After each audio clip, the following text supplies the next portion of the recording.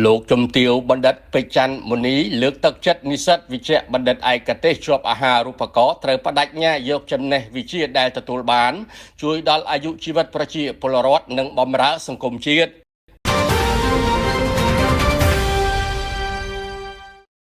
លោកជំទាវបណ្ឌិតពេជ្រច័ន្ទមុនីអគ្គស្នងការនៃសមាគមកាយរដ្ឋនារីកម្ពុជានិងជាអនុប្រធានក្រុមប្រឹក្សាអភិបាលសមាគមក្រុមគ្រូពេទ្យស្ម័គ្រចិត្តយុវជនសម្ដេចតេជោបានជំរុញលើកទឹកចិត្តដល់និស្សិតវិជ្ជាបណ្ឌិតឯកទេសជាប់អាហារូបករណ៍សម្ដេចអគ្គមហាសេនាបតីតេជោហ៊ុនសែននិងសម្ដេចគតិប្រិទ្ធបណ្ឌិតប៊ុនរ៉ានីហ៊ុនសែនចូលរៀនថ្នាក់វិជ្ជាបណ្ឌិតឯកទេសឆ្នាំទី1នៅសាកលវិទ្យាល័យវិទ្យាសាស្ត្រសុខាភិបាលទាំងអស់ត្រូវបដិញ្ញាយកចំណេះវិជ្ជាដែលទទួលបានពីការសិក្សារៀនសូត្រដើម្បីជួយដល់អាយុជីវិតប្រជាពលរដ្ឋនិងបម្រើសង្គមជាតិយើងប្រកបដោយមោទនភាពការលើកទឹកចិត្តរបស់លោកជំទាវបណ្ឌិតធ្វើឡើងនៅក្នុងពិធីសម្ដែងសម្ដាលជាមួយនិស្សិតដែលទើបទទួលបានអាហារូបករណ៍សម្ដេចអគ្គមហាសេនាបតីតេជោហ៊ុនសែននិងសម្ដេចគតិប្រិទ្ធបណ្ឌិតប៊ុនរ៉ានីហ៊ុនសែនចូលរៀនថ្នាក់វិជ្ជាបណ្ឌិតឯកទេសឆ្នាំទី1នៅសាកលវិទ្យាល័យវិទ្យាសាស្ត្រសុខាភិបាលក្នុងឆ្នាំសិក្សា2025-2026នាថ្ងៃទី6ខែកុម្ភៈឆ្នាំ2026លោកជំទាវបណ្ឌិតពេជ្រច័ន្ទមុនីបានថ្លែងថាបច្ចុប្បន្នយើងមានមន្ទីរពេទ្យធំជាច្រើនជាមួយនឹងសម្ភារៈបច្ចេកវិទ្យាទំនើបប៉ុន្តែយើងនៅខ្វះវិជ្ជាបណ្ឌិតឯកទេសដែលធ្វើឲ្យប៉ះពាល់ខ្លះដល់ដំណើរការពិនិត្យនិងព្យាបាលអ្នកជំងឺដូច្នេះខ្ញុំសូមលើកទឹកចិត្តដល់បងប្អូនដែលជានិស្សិតវិជ្ជាបណ្ឌិតឯកទេសជាប់អាហារូបករណ៍សម្ដេចអគ្គមហាសេនាបតីតេជោហ៊ុនសែននិងសម្ដេចគតិប្រិទ្ធបណ្ឌិតប៊ុនរ៉ានីហ៊ុនសែនត្រូវតែខិតខំប្រឹងប្រែងរៀនសូត្រនិងបដិញ្ញាយកចំណេះវិជ្ជាដែលខ្លួនទទួលបាន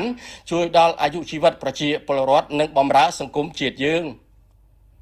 លោកជំទាវបណ្ឌិតបានបន្តថានៅពេលដែលប្រទេសយើងមានមន្ទីរពេទ្យច្រើនសម្ភារៈបច្ចេកវិទ្យាទំនើបព្រមទាំងមានក្រុមគ្រូពេទ្យក៏ដូចជាវិជ្ជាបណ្ឌិតឯកទេសដែលមានសមត្ថភាពខ្ពស់មានគុណភាពសុជីវធម៌ល្អគ្រប់គ្រាន់តាមតម្រូវការនោះនឹងធ្វើឲ្យវិស័យសុខាភិបាលកម្ពុជាកាន់តែរីកចម្រើនជាពិសេសផ្ដល់ទំនុកចិត្តកាន់តែខ្លាំងដល់ប្រជាជនក្នុងការប្រើប្រាស់សេវាពិនិត្យព្យាបាលនៅក្នុងស្រុកជាជាងទៅក្រៅប្រទេសដែលត្រូវការចំណាយថវិកាច្រើននៅក្នុងឱកាសនោះលោកជំទាវបណ្ឌិតពេជ្រច័ន្ទមុនីក៏បានថ្លែងអំណរគុណប្រទេសបារាំងផងដែរដែលតែងតែផ្ដល់កិច្ចសហប្រតិបត្តិការល្អជាមួយវិស័យសុខាភិបាលកម្ពុជាក្នុងការបញ្ជូននិស្សិតថ្នាក់វិជ្ជាបណ្ឌិតឯកទេសមួយចំនួនទៅធ្វើការសិក្សានៅតាមមន្ទីរពេទ្យប្រទេសបារាំងរយៈពេលពី6ខែដល់2ឆ្នាំដើម្បីមានឱកាសរៀនសូត្រទទួលយកបទពិសោធន៍ធ្វើរោគវិនិច្ឆ័យថែទាំព្យាបាលនិងបច្ចេកវិទ្យាវិទ្យាសាស្ត្រថ្មីបន្ថែមទៀត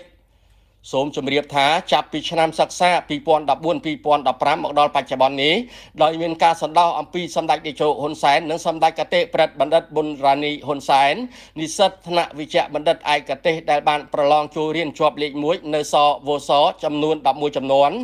សរុប313នាក់នារី96នាក់បានទទួលអាហារូបករណ៍ពីសម្ដេចតេជោហ៊ុនសែននិងសម្ដេចគតិប្រិទ្ធបណ្ឌិតប៊ុនរ៉ានីហ៊ុនសែនដែលក្នុងនោះរួមមាននិស្សិតចំនួន223នាក់នារី62នាក់បានបញ្ចប់ការសិក្សាដោយជោគជ័យនិស្សិតចំនួន84នាក់នារី34នាក់កំពុងសិក្សានៅឆ្នាំសិក្សា2025-2026និស្សិតចំនួន6នាក់នារី1នាក់បោះបង់ការសិក្សាឬដោយបដូរឯកទេសឬបដូរទៅសិក្សាថ្នាក់វិជ្ជាបណ្ឌិតទូទៅទន្ទឹមនឹងនោះដែរក្នុងចំណោមនិស្សិតអាហារូបករណ៍មាននិស្សិតចំនួន109នាក់ស្រី30នាក់ទទួលបានឱកាសទៅធ្វើការសិក្សានៅប្រទេសបារាំង